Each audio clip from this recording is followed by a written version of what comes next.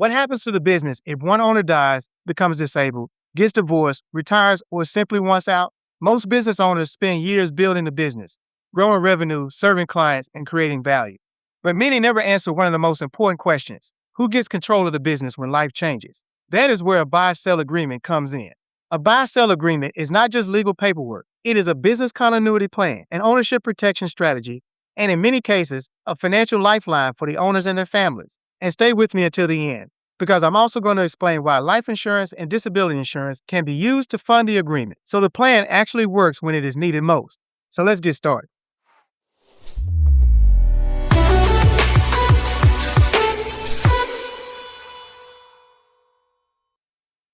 Before I explain how it works, let me clearly frame the issue.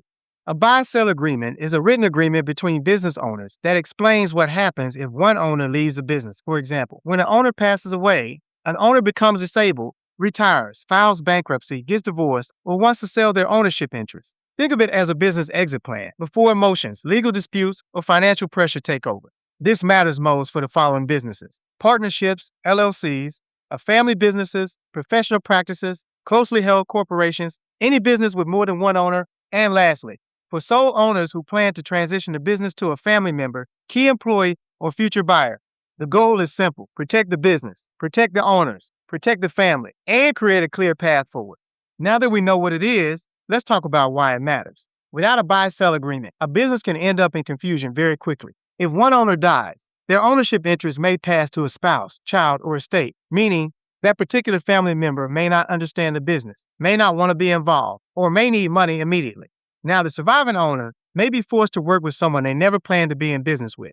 On the other side, the deceased owner's family may be stuck holding a business interest they cannot easily sell. That creates stress on both sides. Therefore, when there's a properly structured buy-sell agreement, it helps avoid that problem by creating rules ahead of time. It can explain who has the right to buy the ownership interest, how the business will be valued when the sale happens, and how the payment will be made. The value statement is this: a buy-sell agreement turns a future crisis into a planned business transition. Now let's look at the events that can trigger a buy-sell agreement. Most people only think about debt, but that is only one part of the conversation. A strong buy-sell agreement may address several events that may trigger the agreement, including number one is death. This is the most common trigger event. If an owner passes away, the agreement explains who can buy the ownership interest, how the family will be compensated, and how the business continues operating without confusion. Number two is disability. Sometimes an owner becomes too sick or injured to continue working in the business. The agreement should explain when an owner is considered disabled and how the ownership transition will be handled. Number three is retirement. Sometimes an owner simply wants to step away from the business after years of work. A buy-sell agreement helps create an orderly transition instead of a rushed or emotional exit. Number four is divorce. There are times when a divorce puts ownership interests at risk. Without a buy-sell agreement, ownership shares could potentially become part of a divorce settlement and create unwanted business complications. Number five is bankruptcy. Sometimes an owner faces personal financial trouble that spills over into the business. Without a buy-sell agreement, creditors or outside parties may try to gain access to ownership interests, creating instability and unwanted complications for the company. Number six is termination of employment. This means an owner is removed from the business, quits, or is fired from active involvement in the company. The agreement should explain whether that owner can still keep ownership shares or if the business has the right to buy them out. Number seven is owner disagreement. Sometimes business partners simply stop agreeing on major decisions. A buy-sell agreement can create a structured exit plan instead of allowing the disagreement to damage the business. And lastly, number eight, a voluntary sale. This happens when an owner wants to sell their ownership interest willingly. The agreement can control who gets the first opportunity to buy the shares and prevent outside parties from suddenly becoming part owners of the business. See, if the agreement only addresses one scenario, the business may still have major gaps. That is why business succession planning should include both insurance and legal planning. The value statement is this: the more clearly you define the triggering events, the less room there is for confusion later. Let me give you a realistic example. Two friends started a small construction business together. One handled operations and crews. The other handled estimates, contracts, and client relationships. They were profitable, busy, and growing, but they never finalized a buy-sell agreement. Then one owner unexpectedly passed away. His ownership interest went to his spouse. She was grieving, needed income, and did not know how to value the business. The surviving owner wanted to keep running the company, but he did not have the cash to buy out her share. The business became tense, the employees became uncertain, and customers started to notice delays. Now compare that to a better outcome. If they had a properly written buy-sell agreement funded with life insurance, the surviving owner could have used the insurance proceeds to buy the deceased owner's share. The spouse would have received money, the business would have continued operating, and everyone would have had a clear path forward. That is the power of planning before the problem. Once the triggering event is defined, the next question is valuation. How much is the business worth? That sounds simple, but it can become one of the biggest sources of conflict. One owner may think the business is worth one amount. The family of a deceased owner may think it is worth much more. A buyer may want a lower value. A seller may want a higher value.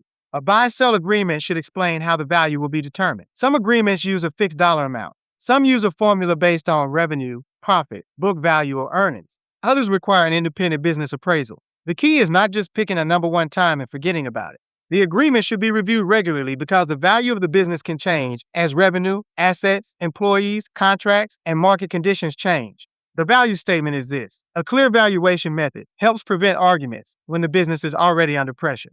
Now let's talk about the part many business owners miss, the use of life insurance. Having a buy-sell agreement is important, but the agreement still needs funding behind it.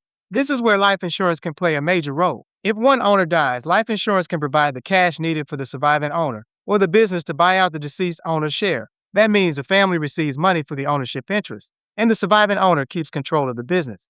Without life insurance funding, the business may have to use cash reserves, take out a loan, sell assets, or make payments over time. That can strain cash flow, especially during a difficult transition. Now, let's look at the two different ways to structure this. Method one is when businesses use a cross-purchase arrangement where each owner owns life insurance on the other owners. Method two is the use of an entity purchase arrangement where the business owns the policies. In both cases, the right setup depends on the number of owners, tax considerations, business structure, and legal agreement. That is why it is important to coordinate with your attorney, CPA, and insurance professional. The value statement is this. Life insurance can turn a written promise into real dollars when the business and family need it most. Now that you understand the value, let's talk about common mistakes. The first mistake is having no buy-sell agreement at all. The second mistake is having an agreement that was written years ago and never reviewed. The third mistake is creating the agreement but never funding it. The fourth mistake is using an outdated business valuation. The fifth mistake is not coordinating the agreement with life insurance, disability insurance, tax planning, and the legal structure of the business. Ask yourself these questions. Do you have life insurance in place? Is it the right amount? Is it owned correctly? Are beneficiaries and ownership details aligned with the agreement? The sixth mistake is assuming family members will just work it out. In my experience, hope is not a business succession plan.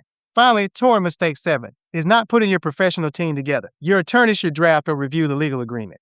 Your CPA should weigh in on tax considerations. Your insurance professional should help review funding options. The value statement is this. The best buy-sell agreement is clear, current, funded, and reviewed before it is needed. In the end, a buy-sell agreement is one of the most important planning tools a business owner can have. It protects ownership, creates clarity, supports business continuity, and helps families avoid unnecessary conflict. But the agreement is only part of the plan. You also need to make sure it is current, properly structured, and properly funded. Because when something happens to a business owner, the question is not just what does the agreement say? The real question is there a plan and money available to carry it out? That is why buy-sell agreements, life insurance funding, disability buyout planning, and business succession planning all work together. Now, if this content was helpful, place a thumbs up in the comments section. This really helps with engagement and assists with pushing out this video to others. Also, word of mouth is good too. So please share this content with someone who may benefit from this topic. Then, check out my video library. I have information on home, auto, business, specialty insurance, and retirement. With all this being said, subscribe to my channel and help me get to 1,000 subscribers. But don't stop here. Check out my next video on your left for more insurance and financial tips. And as I like to say, call Jay today.